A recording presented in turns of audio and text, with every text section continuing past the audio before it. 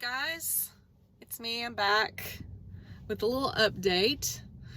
It's Sunday morning still, I think.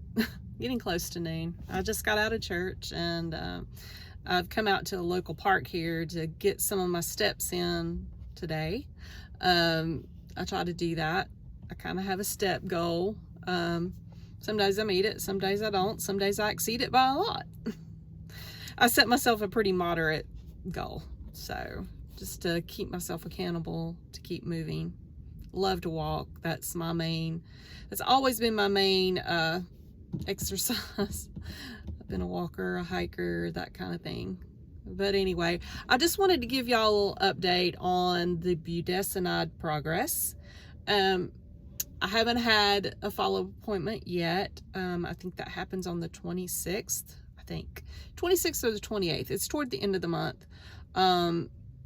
I did have an opportunity to go to reschedule that till tomorrow, but at the time and this week my schedule is pretty full and just a lot of things on my plate this upcoming week, so I decided not to do that, not to accept that appointment. So I just want to be on this medicine for a pretty solid month before I go have my blood drawn. So I will go have my blood drawn next Friday, and then that'll give them around 10 to 12 days for it to come back. It's a simple chemistry panel, so it usually comes back within 2. So I'm not worried about being behind on getting that or the doctor not having that information, because they will.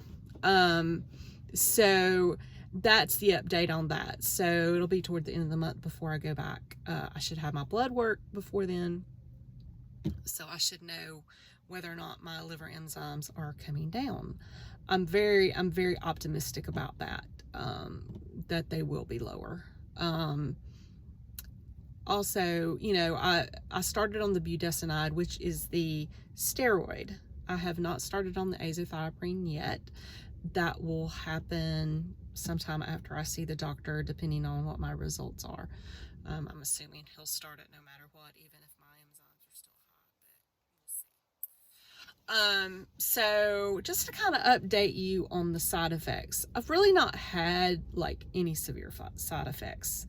Again, the budesonide is a very targeted steroid. It targets the intestines, but they also found out in the course of using budesonide that people that had elevated liver enzymes or an autoimmune hepatitis going along with a Crohn's disease or a microscopic colitis, for which this drug was historically created for, they also found out that people that had liver problems such as that, such as what I have, their liver enzymes came down because, again, pretty much everything that goes into your body passes through your liver.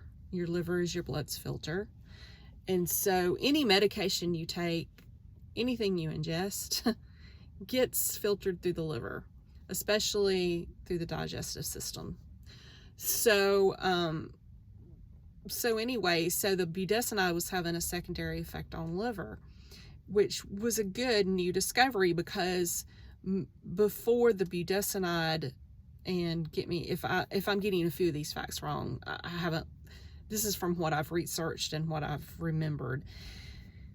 Before the budesonide, pretty much the first line treatment for autoimmune hepatitis was prednisone, which, as my hepatologist says, is like a hand grenade to the body. Yes, it targets, it's a massive anti-inflammatory, but it also has serious side effects, can have serious side effects, global, your whole body side effects. Whereas the budesonide, you can still have side effects, but nowhere near as severe as what prednisone causes. Prednisone causes the very high cortisol. And budesonide does raise cortisol too, and I'll get to that in a moment, but not the way that prednisone does, not in the very over dramatic way that prednisone can. Not every hepatologist uses budesonide as the first line treatment. A lot of them still use prednisone as the first line treatment. This is where my hepatologist differs from some. He is totally would rather start with budesonide because of the less side effect, and that people are just more compliant with it, because some people just cannot tolerate the side effects of prednisone, or will not tolerate the side effects of prednisone. So I was praying that that would be the case where my doctor would want to start with budesonide, and he did. So for that I'm very grateful. For the first week or two, as far as side effects in me, I really didn't notice anything major. I did notice the first side effect I noticed was kind of sometimes some days I'd have a dull headache. But that has kind of gone away, and I'll explain more of my theory behind that after I explain some other things. But about 2 weeks in, I started noticing a few different, well, not really a few, really one, not even a side effect. Okay, it is a side effect. My appetite increased, which is not unusual with a steroid.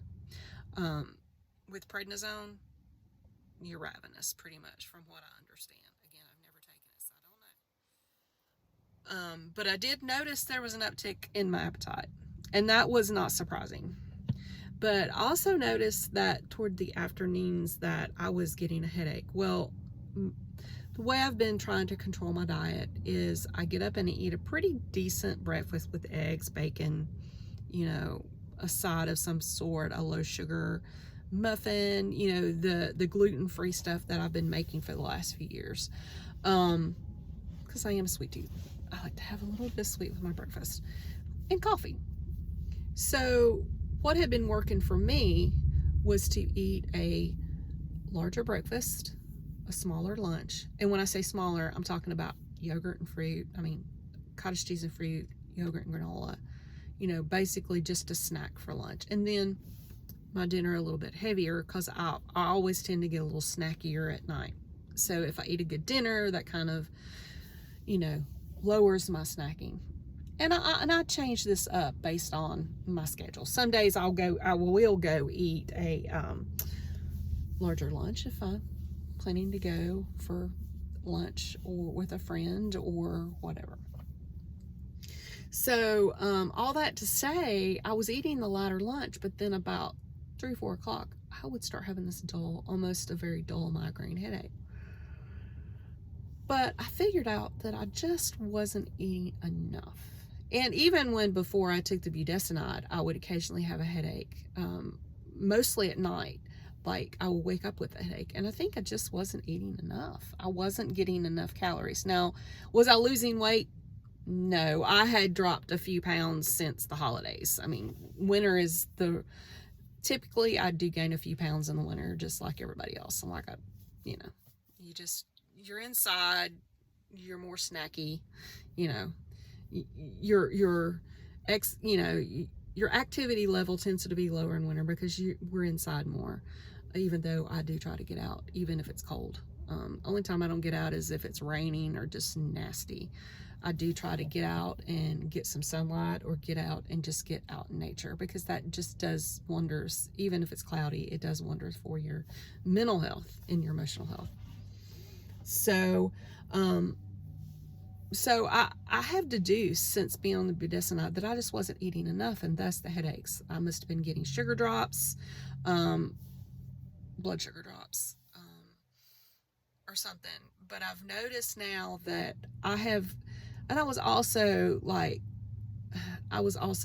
tracking my calories, because, you know, I did want to lose some more weight. I mean, I definitely need to, but once I'm on the budesonide, I sort of quit tracking my calories, because I figure my first priority is, let's get the liver enzymes down, and then we'll just see. I mean, I'm not like stuffing my face all day long. There's some days I feel more like that, but I don't. I'm still trying to I'm allowed myself to have a little bit more so I won't have the headaches, but I'm also trying not to, you know, go crazy. I mean, that, you know, I do not want to gain 30 pounds on this, and I most likely won't.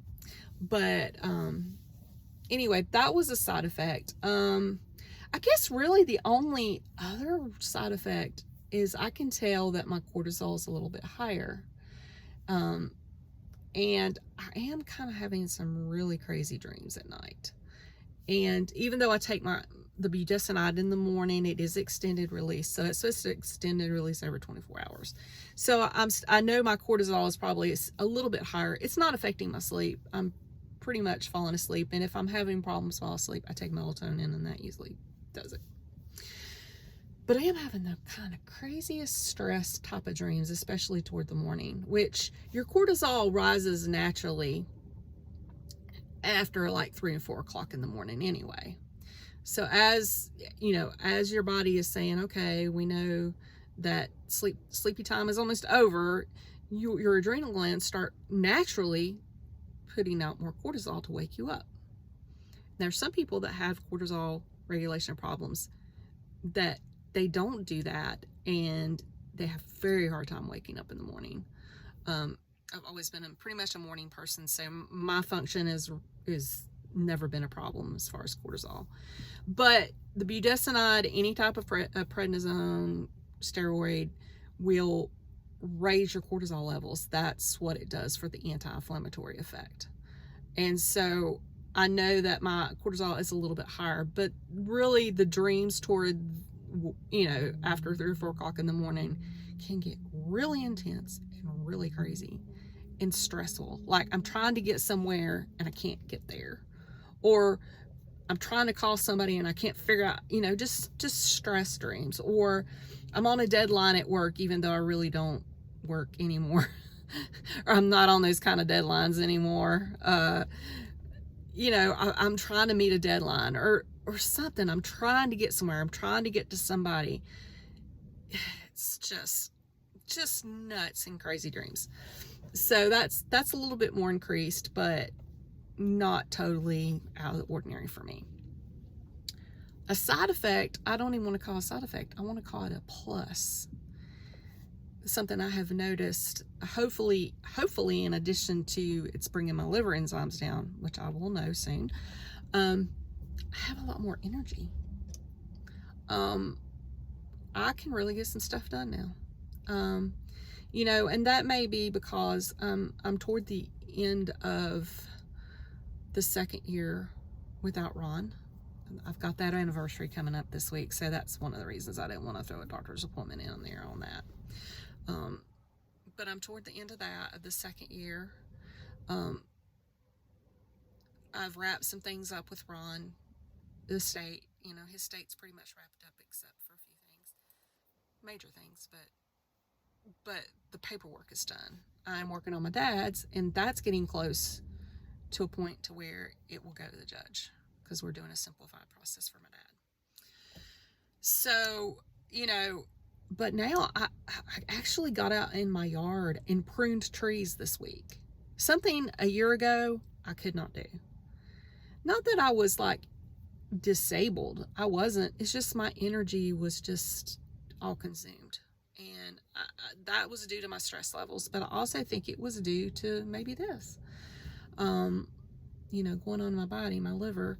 The other, you know, so I really have had really good energy on this, which I know is also a side effect of the cortisol increase.